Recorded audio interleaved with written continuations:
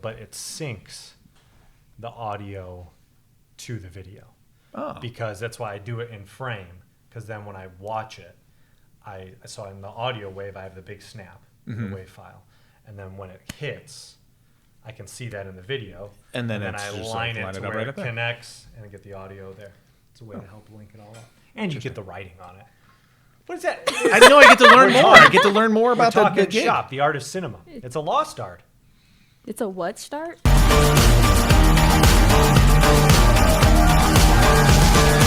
Take me to your best friend's house, going around this roundabout. Oh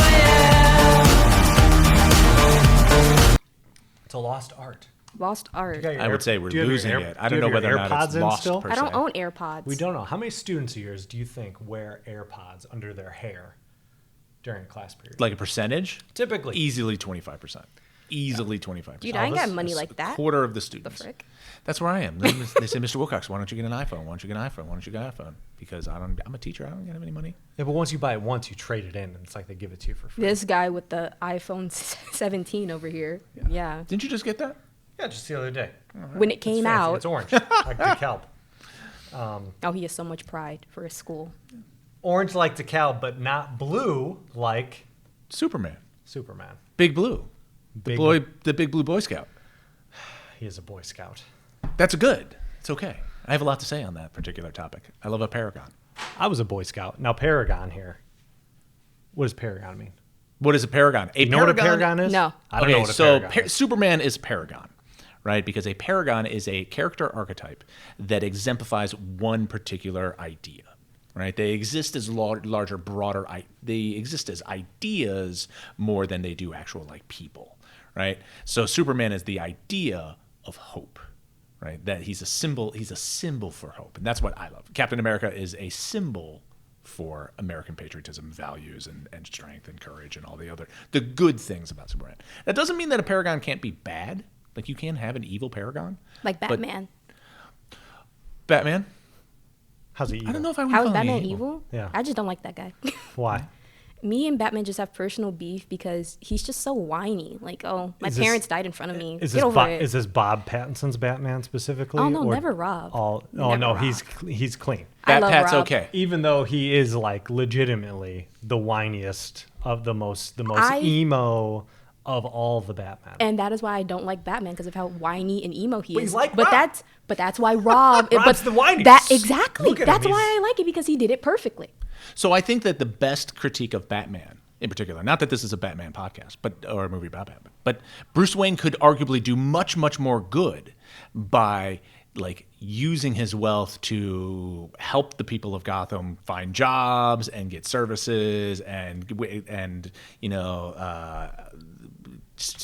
open up shelters and all of that, rather than punching out bad guys. Like Batman is like justice fantasy, right? Whereas Superman is much more of a model for how we can be and how we should be. Who's we? He says model for how we can be and who we should be. The society is the people. Do you know that's why Superman was created? Why? If I recall it the right way, I think it was 2 Jewish immigrants who moved here and saw This how is much correct. hatred was going on in the world. And they were like, oh, we need a beacon and a symbol of hope. A paragon. A paragon, if you will. Yes. Yeah.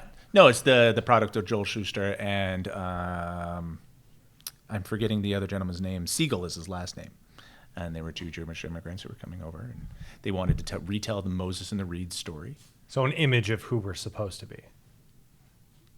Exactly. Yeah. Yeah. Or who we should aspire to. So it's a moral story? In many respects, yeah, for sure. Right? Mm-hmm. So we're talking about the new movie. Yeah. The new Superman movie. Oh, Lord. Yeah. Love the new movie. Why, oh Lord? Because everyone, it was really like, I would not say it was a 50-50. I would say it was more a 65 to like 35 of people. Like the 65 was people who liked it, and then the 35 were people who just had the wrong take of Superman as a whole, of people who didn't like it. Now, I agree. When we say people, though, you say you agree. I'm assuming you two don't read the same or have the same internet algorithm tailored for you. So when you say people, who are you talking about? I'm talking about, Like people your age? yeah, Your online? I would say your discords? my discords, my Gerts. Is that a thing? What are Gerts? What They've are been calling me, Gerts? they've been calling me Gert. They've been calling me Baugert. Balgert. And I'm like, this is a play on Mel Brooks' No, character from the that- Spaceballs. I love it. comedy. I love it. That, I love it. Yogurt. that's not what that is. It's coming But back. we can save Gert for another day, Balgert. Yeah, let's- Anyway, as I was saying, I would say it is more people of my generation, but also I would say a little bit from yours, of people who just mischaracterize them as a whole, who pass that down to my generation. Can I talk about that a little bit? Yeah, spill All it right. out. So I think I am a Superman junkie. I love the character. He was one of my favorites growing up. I come from a long line of like that's dumb. Fans who used to enter the comic book shop with our hood over our head and used to hide our comic books in our like books when we were at school and used to like be ashamed of liking superheroes Because and people that would sort of steal thing. your lunch money. Yeah, because it's nerd culture. Biff, It's yeah. nerd culture, and that started to change. The doors cracked open in the 90s with the Blade movies, right? The Blade movies were cool and they were awesome, and Wesley Snipes really opened the door for a lot of like superheroes. The same with early Batman. I love right? Blade. Right, same with early Batman, but those were darker heroes. And in the '90s, you get a lot of angst and you get a lot of cynicism about the world. All right, that's when Seinfeld comes in. That's when you get like a lot the darker takes. It's when you get the darker X-Men. It's when you get the darker Batman, and everything becomes about a rejection of that kind of Silver Age superhero, what Superman it was. Right, it needed to be dark and gritty in order for people to like it. Right. And that idea bled into movies that came out in the early aughts, right? So you see it in the Dark Knight trilogy. You see it in some of the early Marvel stuff with Iron Man and that sort of thing, and we definitely see it in Man of Steel, and the Superman movies, in my opinion, are all reactions to the movie that came before them. So I forget what 2006, 2007? Man of Steel. No, not Man of Steel. Superman Returns. Oh, I think 06. So was not Superman born. Returns. In 06? I was not even a thought. Have you seen? Have you seen Superman Returns? Probably, I just don't remember because my mother's a big fan. So Superman Returns is a movie that's supposed to be a continuation of the old 1970s Superman movies. Like the actor that they got to look Where like. he would wear the spandex, the really tight spandex. Yeah, right. In that movie, Superman never even throws a punch. Like literally, there's not a single punch thrown in the entire movie, which is crazy for a Superman movie. The big climax, I hope I'm not spoiling the movie for anyone. The big climax of that movie is Superman lifts a big giant rock, right? That's it. That's the climax of the movie. And Man of Steel comes out later and is very much a reaction to that. A lot of people are like, Superman Returns sucked. All he did was lift a rock, which is true. But then we get then we get Man of Steel.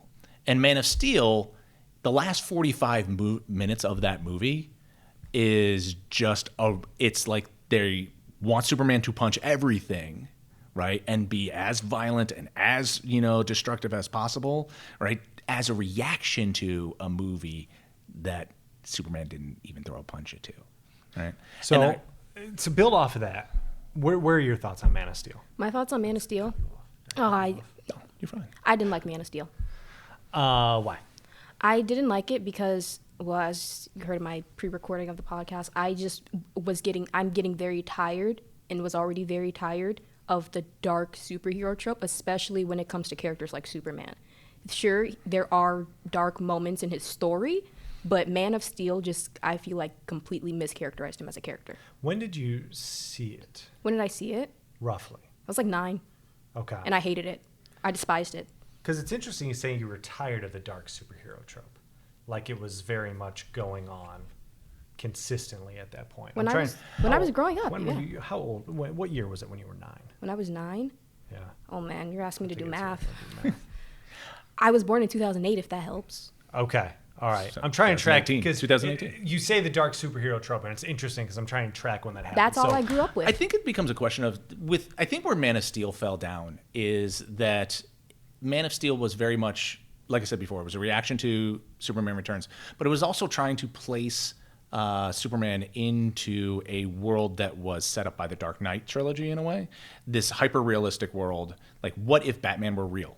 What if Superman were real? And those are interesting questions to ask, right? Like, and I think Man of Steel asks those questions well, but I think the execution was poor in many regards. And that's where, so Man of Steel and myself, and you say Dark Knight, like I was born basically with the Dark Knight, not literally, but my entire movie fandom grew out of that. Yeah. Man of Steel is interesting. I got some stories of Man of Steel a little bit.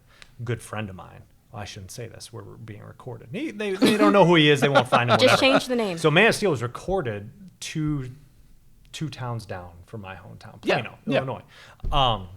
I tried out to be a Man of Steel. I tried out to be an You extra. were there also? I was. They said, what part you want? I wrote Superman, and they never called me back. But no, They I also tried did out. Lockport too. Yeah. A friend of mine snuck on set into the barn, actually. And this thing I shouldn't say. You know, he and his other Did he friend, steal they part were of the so ship? jazzed. They saw the ship. It was under wraps. I and totally everything. would have It's stolen a part of that ship. It's I unbelievable. absolutely would have stolen part of that ship. That whole build leading up to that movie was an entire experience for me. Part of that being the town over, but especially coming on the heels of The Dark Knight. When I saw The Dark Knight Rises in IMAX midnight showing, like a true nerd, the best part of that whole experience was the Man of Steel trailer. I didn't know it was going to happen. This was very internet where stuff leaks early. That trailer got a standing ovation. And go watch it. I mean, if it's you've great. seen the Yeah. trailer, it's unbelievable. It might be my favorite trailer of all time. But it leans into exactly what you're saying. If it were in the real world, what would Superman be? And I was all in on that hyper realism that the Dark Knight and Nolan and everything brought to the table. But then it was, well, if it's in the real world, we're just going to crash through buildings and tear down entire cities, which might be true. Yeah, I think guess. I do think But that I don't know if that's what I want to see. Yeah, I think that you talk about what I don't want, what I want to see, and that's a good segue into kind of what I was going to say. One of my critiques about Man of Steel is the very clear and very overt references to 9/11 and the tragedy of 9/11. And I do think that that's something that audiences weren't just ready and prepared to deal with, right? From a movie that we thought we were far enough separated from it, but no. As Americans, no, we were not, and I think a lot of people had a lot of issues with that. Yeah. Not only that, can we talk about the ending of that movie? With the scream, breaks Zod. The crack. Does he scream no and break Zod's neck? That sequence right there is the perfect representation of how David Goyer and Zack Snyder failed Superman. I'm not saying that they failed like from a writing standpoint in terms of like story, right? Because I do think that sets up a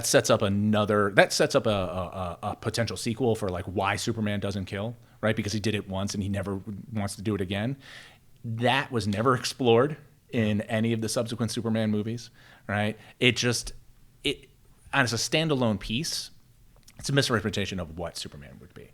As a writer, and I know that this may be a cop-out, I would never have written Superman into a scenario where he had to kill someone in order to save someone. And I think that's the biggest strength of James Gunn's New Superman. New Superman can do it all. That's why he's able to save the squirrel, right? In that sequence, the people are, oh, you saved the squirrel, it's so dumb. No. It's brilliant because it tells you just how strong and just how powerful Superman is physically as a hero. And it also tells you what kind of a person he is. He is willing to use every ounce of his strength in order to save life. It doesn't matter whether it's a man's life, a woman's life, or even a squirrel's life. If he has a split second to spare, he will save life. So let's get into Superman. Kind of went through a little bit of the history. Yeah. This is your bag. You've Yes. seen it a bunch. Yes. What? 4 times. Lead us off. Beyond Leading the guys squirrel. off. What do you want to talk about? What I want to talk about exactly is the fact that this new Superman, when the movie came out, the world just felt like a better place for like a split second. Everyone was happy. Nothing was. Obviously, there were very small innuendos to the real life in the movie, but when it came out, the soundtrack was booming. Everyone was happy with the movie. Mostly everyone was happy with the movie. And I just really felt Not like... Snyder fans. I just really Snyder felt like fans, I got lots of how they Snyder fans. portrayed this Superman was just the perfect representation of who he is as a character. I think that's a really, really good. I do think I have a beef though. We could talk about that. Yeah. I think that there is one glaring problem with James Gunn's version of it, but I completely agree. I walked out of that movie, so I saw it with my family and I walked out of that movie just beaming and just so happy that I was able to see who is one of my favorite, if not my favorite superhero, represented very well on screen. You know, they crushed it with the one glaring exception. Baumann, Boggart. I loved it. I snuck out of the house because I got young kids and I wasn't there. I could maybe show my daughter some of the clips, some of the trailer. Trailer opens up with him spitting blood out of his mouth, but it's okay. I wish I could have brought her to it because I see so many things now, new movies, whatever, like through those eyes. But same exact feeling. I snuck out. It was a 9 p.m. show. I sat front row. Leaving it, it was you just felt more hopeful about things. Well, I pirated it. You pirated it, so okay. But I Very watched anti-Superman, Did you but have okay. good headphones That's much on? more Did you have Batman good than headphones Superman, on, but at okay. least? I watched it with my friend. Well, I didn't pirate it. I He need did. to know the audio.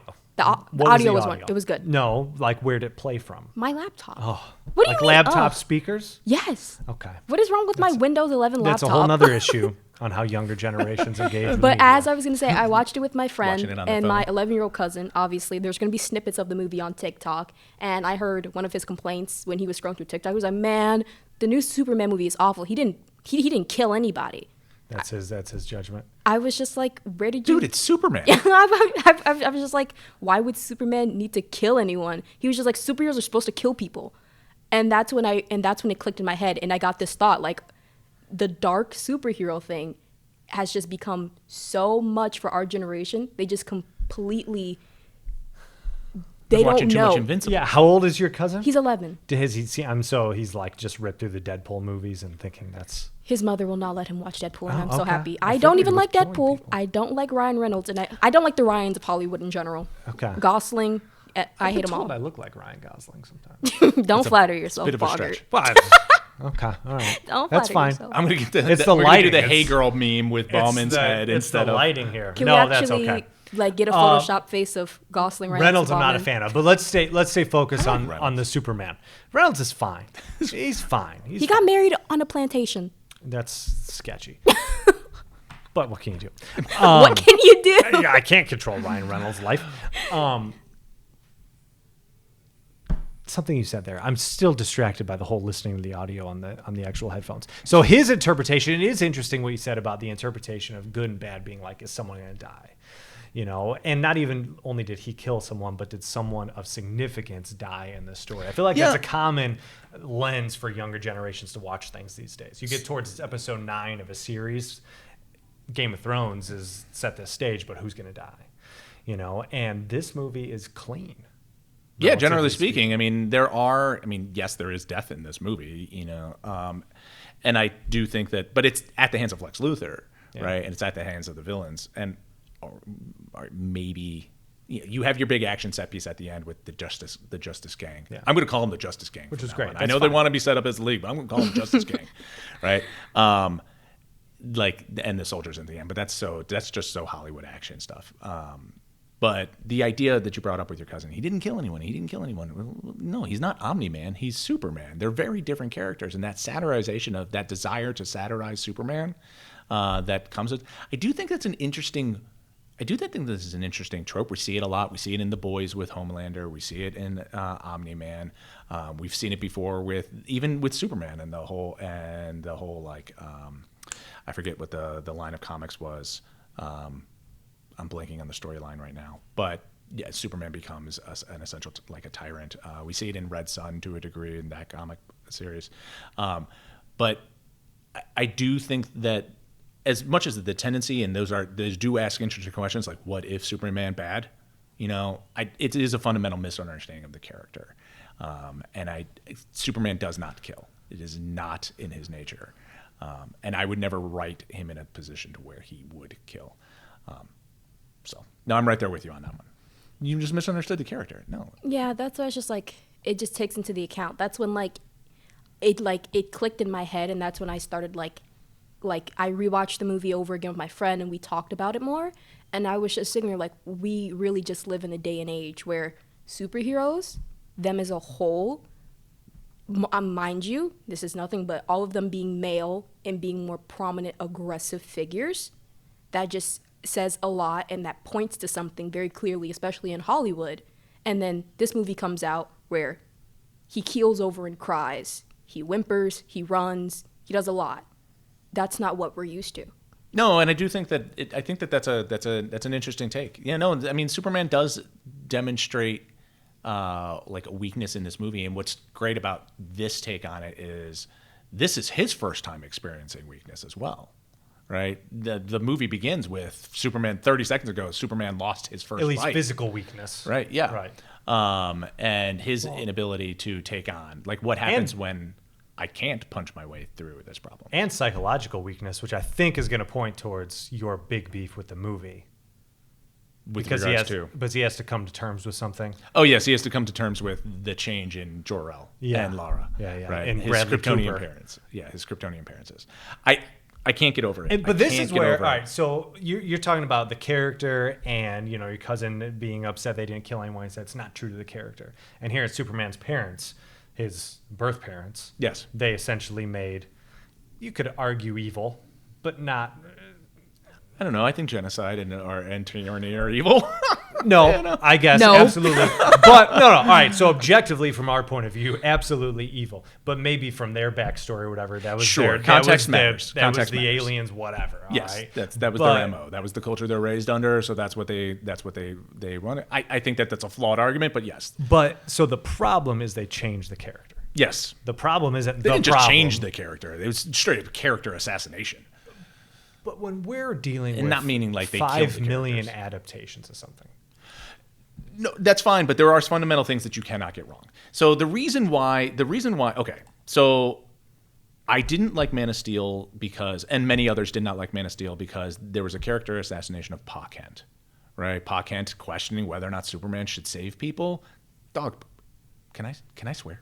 We could beep. Anyway.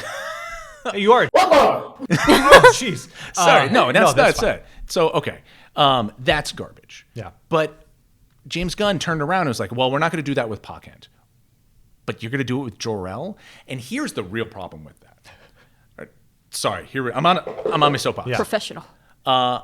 Superman is two main allegories, right? He's Moses in the Reeds, right? And he's the immigrant story. And they really, really captured that to spectacular degrees in Superman 2025. He does, like, the immigrant aspect and the Moses and the Reed stories are very much there.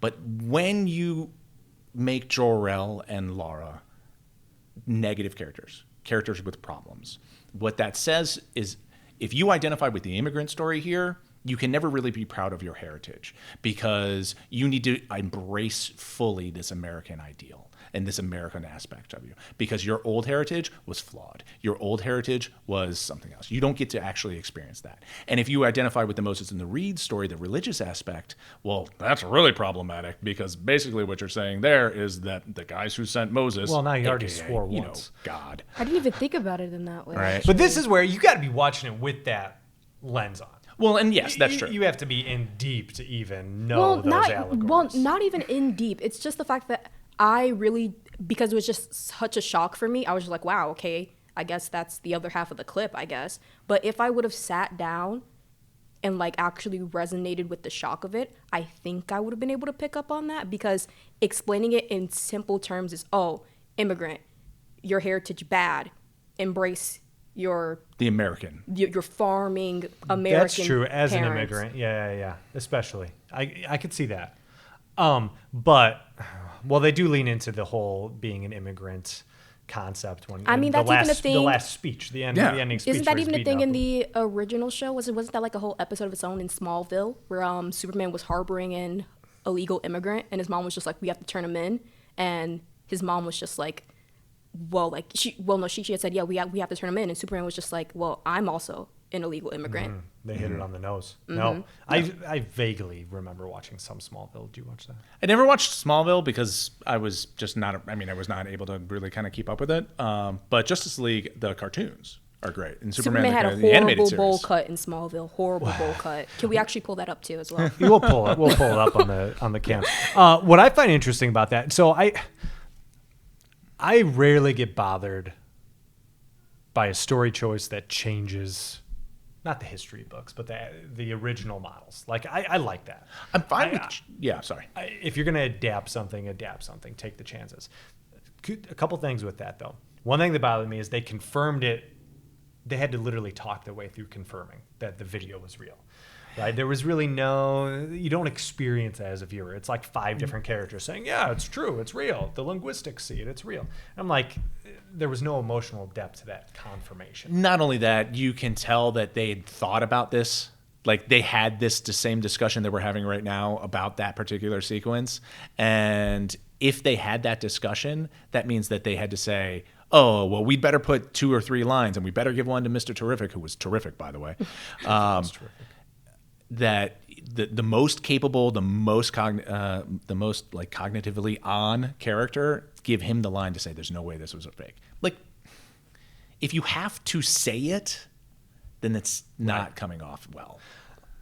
The thing that I found interesting, and this isn't a criticism, it's just something I noticed. I love looking at similar stories, similar themes that are current for the times. And this one rejecting one's heritage. I mean, Frozen 2 is raising an entire generation on that concept right now. Which is movie I saw this why I hate weekend the that I'll Frozen pitch, movies. not necessarily for kids, but you should see it anyway. One Battle After Another. I mean, I keep hearing things you're about going to it. hear it's going to win the Academy Award for Best Picture. If it doesn't lose to Superman. Right? The Long Walk might no actually chance. win that. No chance. What do you mean no chance? No chance. There's no chance. The Long Walk is good. You Yeah, need to not watch Academy it. Award. It's going to be One Battle After Another versus Hamnet, and everyone's You'll- going to throw love at Sinners because it's just spectacular. But you'll never see a horror movie win Best Picture. Silence of the Lambs already did. How long ago was that? 90s, 91. 92, 93? 90, something like that. So over anyway, 20 years this ago. rejecting of the past, this rejecting, the sins of our fathers, that concept. Yes. Either way, it's a moral perspective on the world. And this goes back to what you were saying a little bit about Superman and showing emotion, not being the strong physical, The stoic. a stoic type that Yeah. we want to see. Not that we want to see. Who wants to see that? The demographic I can't use the word I want to use because that would mean me explaining the word to you guys, and I don't want to get into that. Well, Fair enough. go ahead. We'll have a side piece. Do you know what an incel is? Yep. Yes. Okay, yeah. But I just found out the actual definition. I didn't know the word itself is a shortened version of what it means. And what it means, I didn't even really know what. Superman is like this like, you fear him. Yeah. You're scared of him. He is almighty, all powerful. He could be, which is what that specific group wants to see. Okay. Which is why Strength in their this eyes. new Superman, they didn't really take to it because he wasn't as physically strong as they wanted him. He's to a Boy be. Scout. Kind of like. I what think you there's said. I think there's an element of that, and I think that there's also an element of you ever heard that old quote that like a liar thinks that everyone's a liar, a thief thinks thinks that everyone's a thief, and if you are morally bankrupt in some way, shape, or form, then you think that everybody is morally bankrupt in some shape or form, and you can't. Your brain just can't process the idea that someone out there could just be a good person, because being a good person is how they are. Right? There's no moral bankruptcy because there's just not. So they have a hard time really kind of wrapping their minds around that. So, kind of going back to a little bit of what we talked about at the beginning with this, you have that idea of just being a good person, and that goes back to like the punk rock conversation in the movie, which was great, by far my favorite part of the entire movie. I mean, I could watch that over and over again. But the concept of, I forget the actual line, but like everyone you meet you think is beautiful. That is some very idealistic, hopeful, hokey stuff. It's very Midwestern. It's very Midwestern. You know, Not that we in the Midwest have any sort of a monopoly on I think we're better than morality. everyone. It's simple. I personally think we're better than everyone. Okay, well that's the All right, opposite all of right. Midwestern. Midwesterns don't think they're better than everyone. Well, it's the when it comes to the humbleness, Bears, it's the simplicity of everything. we truly do think we're better than everyone. But like with Batman, on the other hand, like that's that jadedness towards the entire world. I think that there's an element of that, but I think it depends on the hero that you're looking for. No one looks at Batman, no one looks at Deadpool, no one looks at Wolverine and sees the good guy, like the total good guy. Yes, they're good guys, but that doesn't mean they're good guys. You know what I mean? Like to quote, and here we go. That doesn't mean they're good guys. To kind of is a beautiful paraphrase, ringtone. I apologize. We do yes, got my it. alarm. We got a timer going. No, we're fine. I'm fine. I do think that those characters, if those are what you're looking for, great. There's nothing wrong with watching Daredevil or Punisher or a character like that and appreciating, and if that's what you're looking for. But that's not Superman. Neither is that Captain America. Neither is that Goku. Right? These characters exist. They're different types of heroes. And what I really like about this Superman is, and I don't think that Henry Cavill's Superman didn't do this. He was just a much more troubled Superman, whereas this one is much more resolute in who he is and confident in who he is. That's what his strength is until they undercut it, and that's the moral arc that he goes through. Right. But like the idea of like a healthy masculinity that comes along with it, like the idea that you're a character for whom empathy and compassion and humility are as sources of strength and motivations for strength and using that strength, whereas your culture of people who are just like, well, that's not realistic. Well, no, it's not realistic. It's not supposed to be realistic. Yes, everyone's flawed, but here's a person who we can look to be better ourselves, right? That's what I think that kind of healthy masculinity is that we see in Superman 2025, where it kind of struggled in Superman, Man of Steel, Right. And arguably even in Superman Returns, where not to again to use That's a term a for movie. young people, That's but right, yeah. like where he kind of simps out over Right. Lois and that sort of thing. And I think that's also that's the other end of that spectrum, right? Mm-hmm. Finding that healthy middle. I think we found that healthy middle with Corn Sweat's version. So do you think this movie clicked with your generation? Do I think it clicked with us? Oh yeah, 100% completely. But I think we're separate in our generation. We have the older Gen Z, and then we have the younger ones who are completely brain dead, drooling, scrolling on TikTok for like an hour straight. But I don't even think that type can even watch a movie. They Movies can't. are out. I was just talking They with have someone. to watch. They have I'm not to saying watch show him in the names. the TikTok clips. They have to scroll one You by gotta one to put lock their attention what's span. the Maze Runner thing? The at Subway bottom? Surfers at the bottom. Subway Surfers But at the bottom. going back to that, I work. and going back to that whole thing, a major a major grounding question I was asking myself when I was watching this movie is that why does hope feel cheesier than trauma? That's a really good question.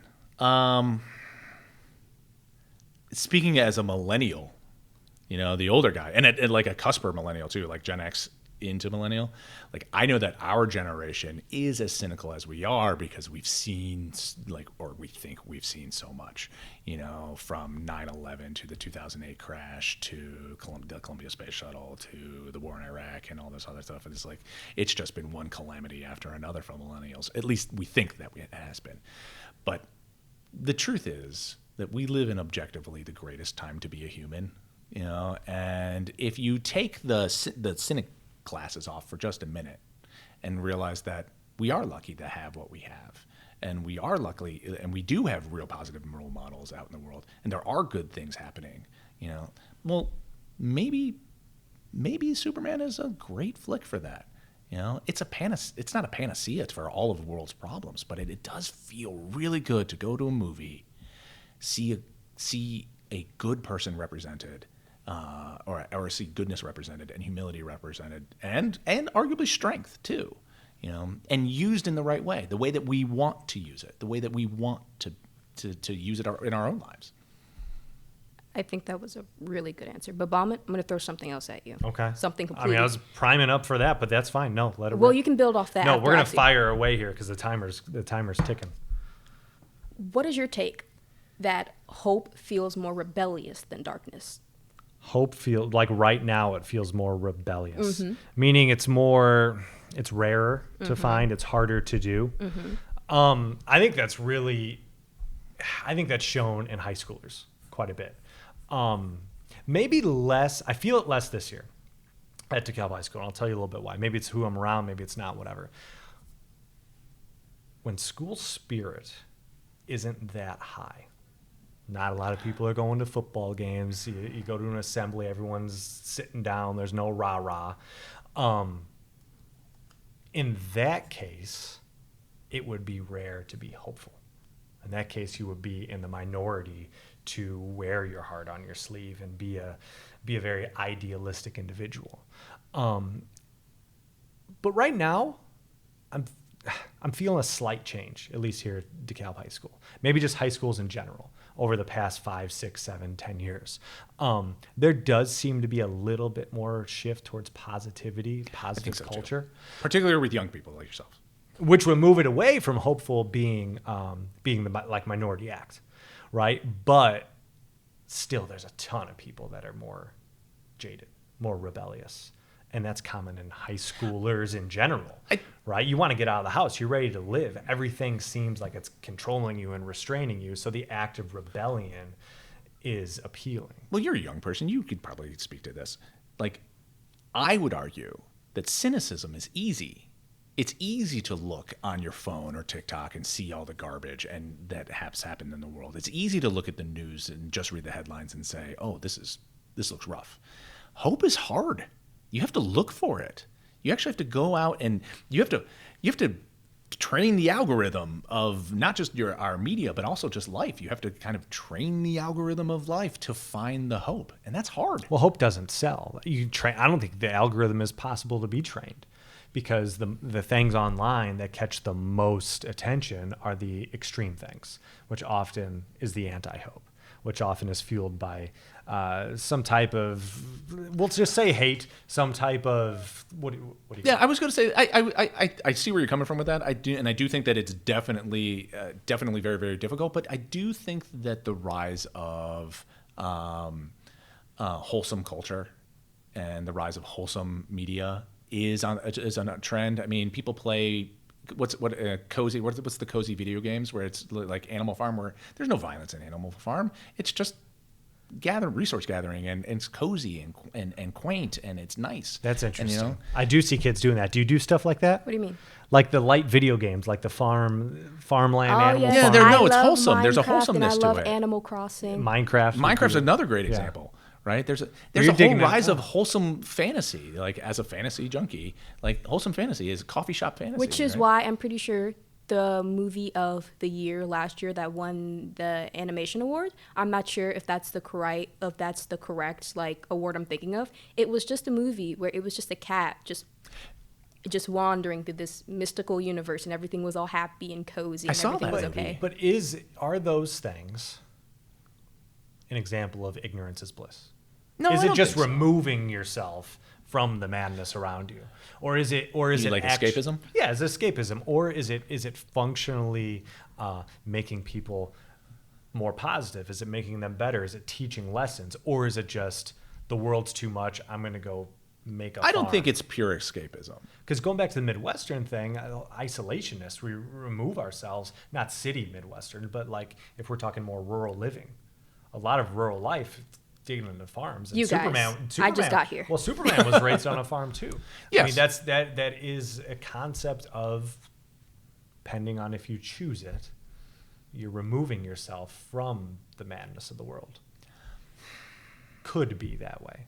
And there's value in that. I can see that. I do think that there's nothing wrong with escapism, right? Like, there's nothing wrong with escapism, because while you are on the escape, A, you're recharging your batteries, but B, you're getting a chance to see the world from a distance, right? And you're able to look at your life or the world at large and say, okay, maybe if I can make this change or that change, I can start to do something. I do think that there's an element of that, but I also think that there is value in wholesomeness. There is value in sentiment, right? There's value in the idea that, not everything needs to be not everything's a big steaming pile of dog doo. And I can there are diamonds in the rough that are worth finding and worth digging for. That's the exact reason why Superman sells. Yeah. Because it is that hopefulness. If I lived in a world with Superman, I will go out with my eyes closed every day. I would feel safe. I would feel comfortable, and that's why I feel like what do you guys call it? Paragon? Yeah, that, and then him as a whole. You can never see any other superhero as Superman. He is the light. He is the beacon, and he is the hope. And especially when you take that and James Gunn put it into a movie, and he executed it almost perfectly for that split second in time that we had it and where the movie was at its peak, everything genuinely felt like it was going to be okay. Which I found very, very, very beautiful. Because even before I watched the movie, hearing the music, seeing the smallest clips. That guitar. The music's That exquisite. guitar is so good. Just seeing like the smallest clips, seeing who they casted. David Cornsweet has a beautiful, beautiful, beautiful face. Beautiful, soft Heck face. of a widow's peak. Have you seen him like in real life? It's unbelievable. It goes down to his nose almost. But anyway. I hope my friend is watching this because he won't stop throwing it in my face. He keeps sending me edits of David Cornsweet, and it's going to irritate me because Henry Cavill will still be my Superman. I still love him like him. because he did a good job. He keeps bragging what he about had. the fact that Henry Cavill had to wear plastic under his Superman suit so that his muscles look bigger, but David Cornsweet didn't have to do that. Shut up! I don't care. They're very different suits. Also wore undies. And going back to just to put a extra, focus on this hope thing and the whole what I was saying about like isolationist. You say the beacon, the light, right? The concept of being hopeful is putting yourself out there to be contagious, to inspire others. Ooh, I like that idea of contagious hope. Whereas being, what was the word you said? Like if I'm just being wholesome, may not necessarily be contagious. That's just how you behave, and you're not motivated by inspiring others. And one thing about the movie, to point out, and then I'll go to you, that stood out to me the first time I watched it, tracked the second time, is I love how long James Gunn will focus on the people Superman saves for a couple seconds after the event happens, right? So it's almost treated like these people are cameos, the way the camera will stay with them for a little while. It focuses on them, and I look at it as that's that hopefulness being contagious. It's the lingering right? It's that hope inspiration. that It's has that attached. lingering. Yeah. It's not just one and done. I like that too, and I think that one of the most brilliant moves in the movie is having the Justice Gang. And this has been commented on by other people who have talked about the movie. The idea that you have this very kind of corporate entity, the Justice Gang, brought to you by, I forget what the name of the company was, or the I corporation forget or whatever. They are a product that serves the populace of Metropolis or the populace of America or the populace of the world or whatever in some capacity. It's their job. Yeah. Whereas Superman is a person out to make a difference. Right. It's not a job for him. And that infectious hope is bled into Hawkgirl and Guy Gardner and Mr. Terrific. Yeah. And when they come and rescue everyone, when everyone's when the little boy's got the flag with the Superman and there's the big fight scene. It's goosebumps. Right? And it's not Superman. Yeah. It's actually the people that Superman has influenced. And this is what I'm talking about when I talk about a paragon, right? And why he doesn't need to be relatable. He needs to be you need to be able to admire him, not to relate to him, right? And that's why that sequence is so good. That's why Guy Gardner and Hawkgirl and Mr. Terrific come and show me. Speaking of haircuts, Guy Gardner's, it's majestic. The bowl cut. What do we got? Closing points. So taking everything from this movie, taking everything you know about Superman, not just like the general timeline, everything that you know, how would you say that Superman, that the movie that came out currently has impacted our world? Thinkers. I'm not as online. I'm not as chronically online as I used to be. Nor me. Cue the title card. I don't know the legs. I don't know the legs of this movie. I don't know the legs of James Gunn's DC stuff. Marvel is dying. Oh, We'll see. I don't know. We'll see how Fantastic Four does once it hits streaming. It did okay. It's dying. It's all. I think it we're is- just getting tired of Pedro.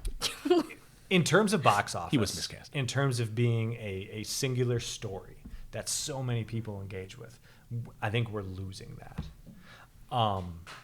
Now, this movie did a lot of things right. They planned a sequel. I saw some Yeah, it's stuff, already greenlit. but it's like him and Lex Luthor have to team up or something like that. Well, I don't know. I'm not We sure about the Does that plot, spoil it? but I'm pretty sure they're thinking about, they're recasting a new Batman because Pattinson definitely is not he's not going to want to do another Batman movie. Really? Yeah. I don't know. But I hope he's they do doing it the again. second one. Yeah, he's going I'm to do. pretty sure, but people are like knowing his track But that's record the as like thing. an actor. You keep recasting, you get these fans, people stand behind Aren't we Pattinson as completely their Batman. recasting This is- Marvel or something like that? Oh, well, hold on. One thing at a time. I do think that when you asked about the legs of this movie Yeah. and the role that this The movie impact. plays, the impact of this movie, I think that the impact of this movie is that if you go and see Superman, you're going to enjoy going to the movies again. That's first and foremost. You're going to enjoy going to the movie again. Hopefully that the movie does a good job of doing that. And if we are able to break superhero fatigue, as I think that this is the movie, or if we can break superhero fatigue, this is the movie that's going to do it. Because it is so bright, it is so vibrant, it is so different from a lot of other superhero movies. Certainly different than Thunderbolts, although Thunderbolts was very, very good and maybe the revitalization of the MCU. It's good, but it's good. We're And not this- superhero debate. Superman isn't. This movie is not going to revitalize superheroes. Maybe the sequel will. Yes, Because that's how I people think it's operate. I think it's you bring back the yes. same characters. I think it's what's the been foot in the door. established. Maybe that blows it up again. It's the foot in the door. But- Supergirl Lobo is going to be great. I'm telling you, that movie's going to be Kara metal. could be a whole podcast of her own. Her story is so funny to me. Whenever I'm pretty sure I told Mr. Baumann technically she is older than Superman. He was like, I didn't know that. No, Yeah. who is this? Supergirl. Supergirl. The drunken girl comes in. Drunken Yes. girl.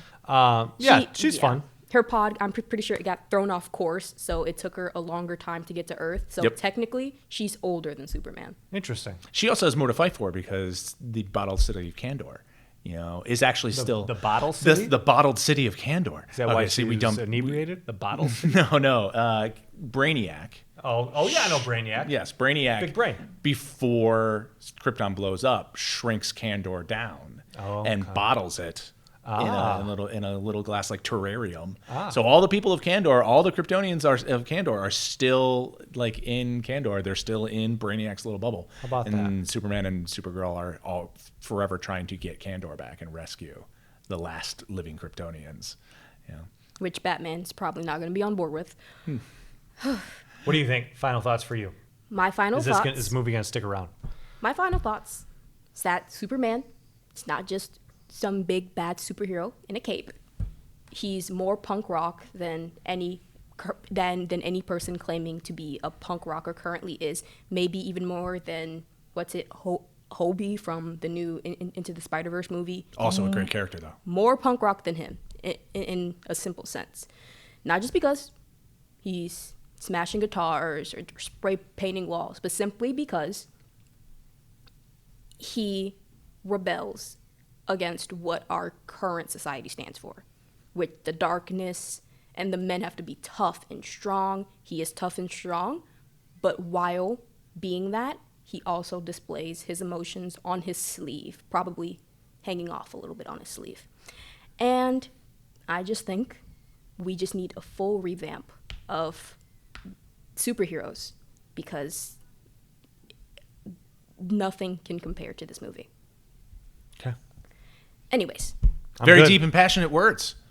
Well, this has been fun. Yeah, thanks for letting me come out and talk to you guys about Superman. thank you for Absolutely. coming to Chronically Online. We hope to see you again. Oh, anytime. Barbs, stay tuned for our Taylor Swift album review. Yeah, that's coming up, and we're gonna have two more teachers. This isn't gonna be a big teacher thing.